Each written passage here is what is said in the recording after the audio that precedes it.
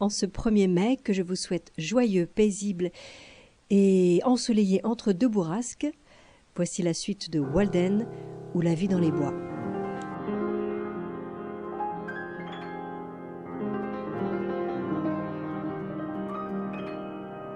Troisième passage.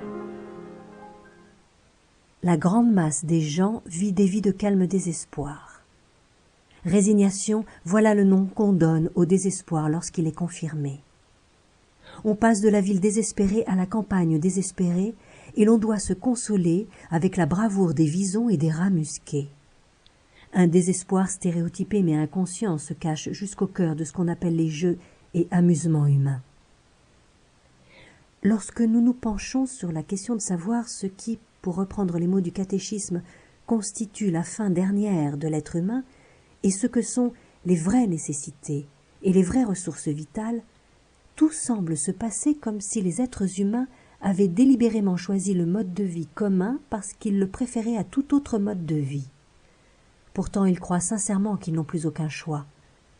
Mais les natures saines et vigoureuses se souviennent que le soleil se lève neuf chaque matin.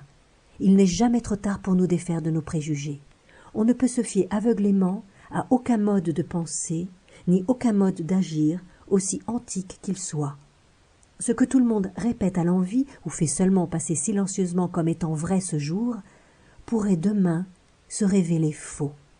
Rien de plus qu'une fumée d'opinion, que d'aucuns avaient erronément prise pour un nuage porteur d'une pluie fertilisante pour leur culture. Essayez donc de faire les choses que les anciens affirment que vous ne pouvez pas faire. Vous verrez que vous le pouvez. Aux anciens, les anciennes modes. Aux nouveaux, les nouvelles. On pourrait presque douter que le plus sage des êtres ait réellement appris quoi que ce soit d'absolu par le fait même de vivre.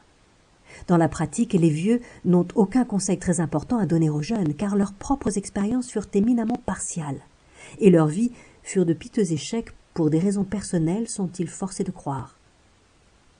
J'ai vécu quelque 30 ans sur cette terre, et j'attends toujours d'entendre ne serait-ce que la première syllabe d'un conseil valable, ou même seulement sincère, de la part de mes aînés. Ils ne m'ont rien dit, et ne peuvent probablement rien me dire de ce genre. La vie est là, devant moi, comme une expérience pour l'essentiel nouvelle pour moi, et il ne m'est d'aucune utilité que les déjà tentés. Si je possède une quelconque expérience que j'estime valable, je peux vous assurer avec certitude que mes mentors n'y sont pour rien. Un paysan me dit « Vous ne pouvez survivre en ne mangeant que des produits d'origine végétale, car ils n'apportent rien de ce qui sert à fabriquer les os. » Et il consacre ainsi religieusement une partie de sa journée à fournir à son organisme ce qu'il croit être la matière première des os, sans cesser de marcher tout en parlant derrière ses bœufs, qui, avec leurs os d'origine végétale, le tractent en le secouant, lui et sa lourde charrue, par-delà tous les obstacles du terrain. Certaines choses sont des nécessités vitales dans certains cercles, les plus impuissants, les plus malades, et ne sont que des luxes dans d'autres, et dans d'autres encore des choses parfaitement inconnues.